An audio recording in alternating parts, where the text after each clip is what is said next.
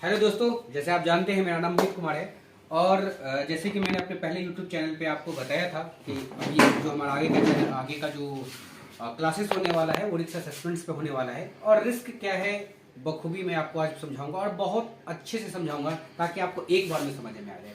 बहुत सारे हमारे सेफ्टी प्रोफेशनल को जब इंटरव्यू में पूछा जाता है what is risk, what is hazard, तो वो बहुत ज़्यादा कंफ्यूज हो जाते हैं रिस्क और हजार्ड्स में।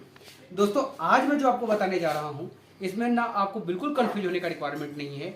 बहुत ही सिंपल सा लैंग्वेज में मैं आपको बताऊंगा। हालांकि हमारा जो आज का मेन जो क्लासेस है वो है हीरा के ऊपर, हजार्ड आइडेंटिफिकेशन रिस्क असेसमेंट के ऊपर। लेकिन हीरा को जानने से पहले हमें रिस्क क्या है वो समझना बहुत जरूरी है। तो सिंपल सा है, एक छोटा सा डेफिनेशन मैं आपको बोल सकता हूं कि it is a combination of likelihood and severity. अर्थात हिंदी में अगर हम बात करें तो घटना घटित होने की संभावना और उससे होने वाले नुकसान के गुणनफल को रिस्क कहते हैं। अर्थात यदि कोई घटना घटने वाला है उसकी संभावना कितनी है और उस घटना से होने वाला नुकसान कितना बड़ा होगा, इन दोनों को जब हम मल्टीप्लाई करके जो रिजल्ट हमारा आएगा उसी को रिस्क कहते हैं। आई थिंक जो व्यूअर हमारे वीडियो को देख रहे होंगे उन्हें आसानी से समझ में आ गया होगा।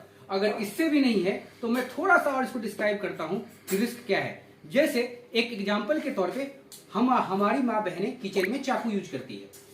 उसी चाकू को यदि हम यूज करते हैं तो हम बोलते हैं कि रिस्क नहीं, अर्थात हम आंख बंद करके चाकू यूज करते हैं। बट उसी चाकू को यदि कोई बच्चा यूज करता है तो हम लोग डर जाते हैं कि कहीं वो हाथ ना काट ले। अर्थात क्या है कि वहां पर भी रिस्क रेटिंग सेम लोकेशन पे यूजर पे भी डिपेंड करता है। तो आज जो मेरा क्लास होने वाला है बहुत ही शानदार होने वाला है, तो बने रहिए हमारे वीडियो में और लास्ट तक हमारे वीडियो को देखिएगा। लाइफ में कभी भी इंटरव्यू में कोई भी रिस्क और रिस्क असेसमेंट आपसे पूछेगा, आप बहुत ही प्रॉपरली उसको जवाब दीजिएगा। दोस्तों जैसे आप देख सकते हैं मैंने यहाँ पे लिखा है, पहले से हमारा वीडियो लंबा ना हो जाए इसीलिए मैंने यहाँ पे कोशिश किया है कि आपको इजिली समझाएं। यहाँ पर मैंने लिखा है risk equal to severity into probability. Probability को हम लाइकलीहुड भी बोलते हैं और सेवरिटी क्या है, प्रोबेबिलिटी क्या है। जैसे प्रोबेबिलिटी को हमने 5 भागों में बांटा है कि कोई घटना घटने की बहुत ही कम संभावना है, वेरी लाइकली है तो नंबर 1, वेरी अनलाइकली है तो नंबर 1, अनलाइकली है तो नंबर 2, लाइकली है तो नंबर 3, वेरी लाइकली है तो नंबर 4 और सर्टेन होने वाला ही है तो नंबर 5। अर्थात जैसे इसको हम एक एग्जांपल पे समझते हैं, अगर कोई बंदा हाइट वर्क पे काम कर रहा है और उसका जो हाइट है वो 3 मीटर 4 मीटर हाइट पे काम कर रहा है और वहां पे वो बंदा बिना फुल बॉडी हार्नेस का, बिना एज प्रोटेक्शन का काम कर रहा है, तो उसका प्रोबेबिलिटी, नीचे गिरने की प्रोबेबिलिटी क्या है, बहुत ही ज्यादा है, सर्टेन है, अर्थात तो बहुत ज्यादा चांसेस है कि वो गिर सकता है। बट यदि वहीं पे अगर उसका क्या जाता है बैरिकेडिंग्स लगा हुआ है, फुल बॉडी हार्नेस, तो हर एक स्टेज में उसका प्रोबेबिलिटी अलग अलग हो जाता है यदि उसने कंट्रोल मेजर्स लिया है तो। लेकिन यदि उसने कोई कंट्रोल मेजर्स नहीं लिया है, न फुल बॉडी हार्नेस पहना है, न उसने एज प्रोटेक्शन डाला है, तो उसके नीचे गिरने की संभावना बहुत ज्यादा बढ़ जाती है। अर्थात ये उसका सर्टेनिटी होता है। अब उसमें डिपेंड करता है कि प्रोबेबिलिटी जो है को हम 5 अलग अलग कैटेगरी में बांटा है, उसी प्रकार सेवरिटी को भी हम 5 अलग अलग कैटेगरी में बांटे हैं। जैसे पहला कैटेगरी इसको बोलते हैं FAC, फर्स्ट एड केस। यदि सपोज कोई लैडर है, एक एग्जांपल के तौर पे कोई लैडर है हमारा, आप देखिएगा इस चीज को, कोई लैडर है, इस पे बंदा काम कर रहा है और इसका जो हाइट है वो 4 मीटर है, 4 मीटर है। बट कोई ये जो है इसका 2 मीटर है, ये 3 मीटर है और ये 4 मीटर है। अगर कोई बंदा इस स्टेज पे बंदा खड़ा होकर काम कर रहा है तो यहां से नीचे गिरने पर इसका जो सेवरिटी होगा 2 मीटर से, वो हो सकता है कि फर्स्ट एड केस हो सकता है MTC हो, लेकिन इतना तो श्योरिटी है कि फैटेलिटी और डिसेबिलिटी उसका नहीं होगा 2 मीटर से। तो अर्थात बंदा काम वही कर रहा है, तो इसका जो गिरने के बाद जो उसका शारीरिक जो नुकसान होता है उस नुकसान को ही हम सेवरिटी बोलते हैं। बट यही बंदा अगर यहाँ पे काम कर रहा है, ऊपर में काम कर रहा है और 4 मीटर से अगर वो नीचे गिरता है तो उसकी फैटिलिटी भी हो सकती है। अर्थात काम सेम है, जैसे जैसे हाइट बढ़ेगा, ठीक है, उसका सेवरिटी डिफर हो जाता है। यही नहीं है, अगर यही बंदा 2 मीटर पे ही काम कर रहा है और नीचे सरिया है और नीचे हार्ड मटेरियल है, तो इसमें उसकी डेथ भी हो सकती है। अर्थात ये नीचे सरिया था, सरिया बिल्कुल पॉइंटेड सरिया है और बंदा 2 मीटर पे काम कर रहा है और यहां से भी गिरेगा तो ये सरिया से उसकी सेवरिटी बढ़ जाएगी। अर्थात उसका शारीरिक जो होने वाला नुकसान है उसी को हम सेवरिटी बोलते हैं, जिसे हम पहला बोलते हैं first aid case sorry first aid case. दूसरा होता है एमटीसी। एमटीसी आरडब्ल्यूसी भी इसको हम लोग बोलते हैं, एमटीसी ऑब्लिक आरडब्ल्यूसी। एमटीसी का मतलब होता है मेडिकल ट्रीटमेंट केस, आरडब्ल्यूसी का मतलब होता है रिस्ट्रिक्टेड वर्क केस। अगर बंदा सेम डे काम पर लौट जाता है या नेक्स्ट डे से पहले काम पर इंसिडेंट के नेक्स्ट डे काम पे लौट जाता है तो हम लोग उसको एमटीसी और आरडब्ल्यूसी में रिकॉर्ड करते हैं। बट यदि बंदा एक्सीडेंट इंसिडेंट के बाद नेक्स्ट डे वो रिपोर्ट नहीं करता है, जैसे अगर मंडे को एक्सीडेंट हुआ है, अगर वो बंदा ट्यूसडे को वापस रीज्वाइन ड्यूटी नहीं करता है तो वो हमारा एलडब्ल्यूसी हो जाता है। अर्थात 48 आवर्स के अंदर में, एक्सीडेंट के 48 आवर्स के अंदर में बंदा को रीज्वाइन करना मैंडेटरी है। अगर वो रीज्वाइन कर लेता है तो वो आरडब्ल्यूसी, एलडब्ल्यूसी, और यदि वो नहीं ज्वाइन कर पाता है 48 आवर्स के अंदर में तो वो हो जाता है हमारा lost work case. Disabling injury क्या होता है? जैसे वो बंदा का कोई एक अंग चला गया, जैसे हाथ, पैर, आंख, कोई भी एक चीज चला गया, that is a disabling injury. उसके बाद जो होता है फैटलिटी।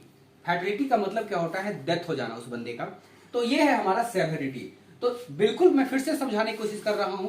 अगर आपको हमारा वीडियो में कोई दिक्कत आ रहा हो, आपको समझ में नहीं आ रहा हो, तो आप हमारे कमेंट्स बॉक्स में जाके कमेंट्स करिए, हमारा पर्सनल नंबर लीजिए और आप हमसे भी जानकारी ले सकते हैं। आपको कोई प्रॉब्लम्स नहीं आएगा। हमारा मोटिव है आपको एक अच्छा सेफ्टी प्रोफेशनल बनाना, ताकि रिस्क में असेसमेंट्स करने में आपको कहीं से कोई दिक्कत ना हो।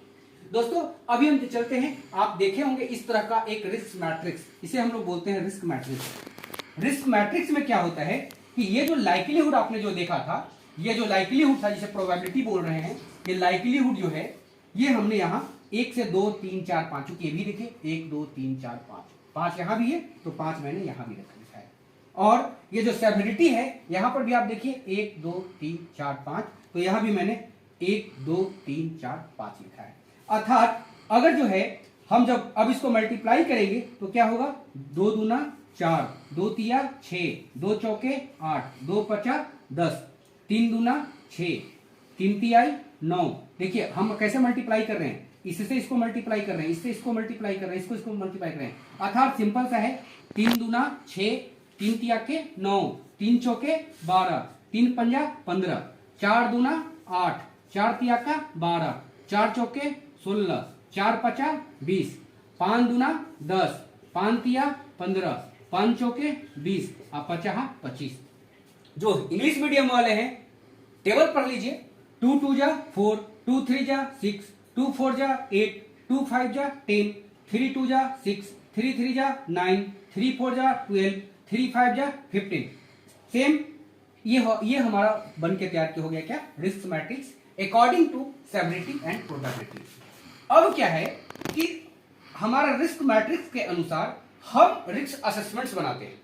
रिस्क असेसमेंट्स में क्या होता है कि जो हम काम कर रहे हैं उस काम के अनुसार हम अपना एक रेटिंग देते हैं। जैसे सपोज मैंने आपको यहां भी बताया था, एक एग्जांपल दिया था कि वही बंदा अगर 2 मीटर पे काम कर रहा है तो 2 मीटर पे काम कर रहा है और नीचे लूज सॉइल है, अर्थात गिरने के बाद नीचे कोई पॉइंटेड नुकीला कोई ऐसा वहां पे नहीं है, जिसके मटेरियल्स नहीं है जिसके कारण इसको मेजर इंजुरी हो, तो हम इसके अनुसार अगर हम लेके चले तो बिना क्या नाम बैरिकेडिंग्स का काम कर रहा है, बिना क्या नाम है फुल बॉडी हार्नेस का काम कर रहा है, बिना वर्किंग प्लेटफॉर्म का काम कर रहा है, लैडर पे काम कर रहा है, 2 मीटर हाइट पे बंदा काम कर रहा है, तो इसका नीचे गिरने की जो संभावना है वो बहुत ज्यादा है। हमने मान के चला वेरी लाइकली, बहुत ज्यादा संभावना है, तो हमने इसको दिया आपका प्रोबेबिलिटी में 4।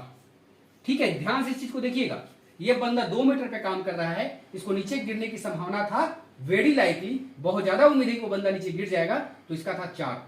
लेकिन सेवरिटी जो है यहां से जब नीचे गिरेगा, 2 मीटर से नीचे गिरेगा, तो इसका मैक्सिमम जो चीजें हैं, ठीक है, हो सकता है फैटिलिटी भी हो जाए, बट मैक्सिमम जो है अपने जो प्रीवियस जो इंसिडेंट एक्सीडेंट का जो सिनारियो है उस चीज को देखते हुए हम लोग देते हैं कि ये एलडब्ल्यूसी हो सकता है, अर्थात उसका फ्रैक्चर भी हो सकता है।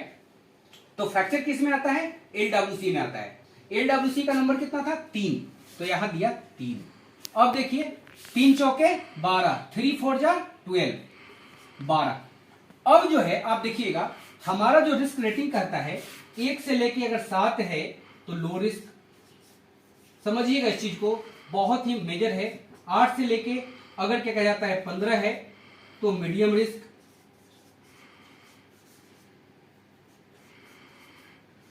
और 16 से 25 है तो हाई रिस्क। देखिएगा बहुत अच्छा कंसेप्ट मैं आपको समझा रहा हूं। आई थिंक, मुझे उम्मीद है कि एक ही बार में आपको रिस्क मैट्रिक्स आपको समझ में आ जाएगा। अर्थात 1 से लेके 7 के बीच में तो लो रिस्क, 8 से लेके 15 में तो मीडियम रिस्क, और 16 से लेके 25 है तो हाई रिस्क। अर्थात लो रिस्क है तो आपको कुछ कंट्रोल मेजर्स लेने की जरूरत नहीं है, ठीक है। बट अगर मीडियम रिस्क है और हाई रिस्क है तो you have a need to take a corrective और control measures, corrective action, control measures. अभी देखिए ये कितना है रिस्क रेटिंग 12। अब ये 12 ढूंढिए इसमें कहां है, ये है 12। अर्थात हमने क्या बोला 8 से लेके 15 के बीच में तो मीडियम रिस्क है। अब देखिए सेवेरिटी को भी कम किया जाता है, ऐसा नहीं कि सेवेरिटी को भी हम कम कर सकते हैं, बट प्रोबेबिलिटी को बहुत इजीली कम कर लेते हैं। सेवेरिटी में हम एक एग्जांपल देंगे नेक्स्ट वीडियो में आपको कि सेवेरिटी को भी कम कैसे करते हैं, बट अभी आप प्रोबेबिलिटी को समझिए ताकि आप कंफ्यूज ना हो। अभी ये बंदा को मैंने क्या किया, इसको मैंने फुल बॉडी हार्नेस पहना दिया, और फुल बॉडी हार्नेस पहना के इसको लगा दिया, और नीचे एक वर्किंग प्लेटफॉर्म दे दिया, और इसको बैरिकेडिंग लगा दिया, हार्ड बैरिकेडिंग लगा दिया। अभी ये 2 गार्ड भी इसमें लगा दिया है। अब ये बंदा काम कर रहा है। अब इसको नीचे गिरने की संभावना कितनी है, वेरी अनलाइकली, अर्थात 1। तो इसी रिस्क रेटिंग में यहां पर जो प्रोबेबिलिटी हो गया अब 1, और सेवरिटी पहले भी 3 था और अभी भी 3 है, तो ये कितना हो गया 3। अब आप देखिए इसमें कहां कौन सा रिस्क में हम आ गए, लो रिस्क में। अर्थात हमने कंट्रोल मेजर्स लेके हमने रिस्क को कम कर दिया। तो यही है दोस्तों रिस्क मैट्रिक्स और रिस्क असेसमेंट्स। इसमें रिस्क असेसमेंट्स कैसे करते हैं वो हम आपको नेक्स्ट वीडियो में बताएंगे। क्योंकि वीडियो हमारा बहुत ज्यादा लंबा ना हो जाए, इसीलिए बने रहिए हमारे चैनल पे। और जिन लोगों ने अभी तक हमारे चैनल को सब्सक्राइब नहीं किया है, कृपया हमारे चैनल को सब्सक्राइब करिए, लाइक करिए और शेयर करिए, ताकि ज्यादा से ज्यादा लोगों को सुरक्षा के दायरे में लाया जा सके। हमारा मिशन जो है वो तब तक पूरा नहीं हो सकता जब तक कि भारत का हर एक व्यक्ति खुद में एक सेफ्टी ऑफिसर ना बन जाए।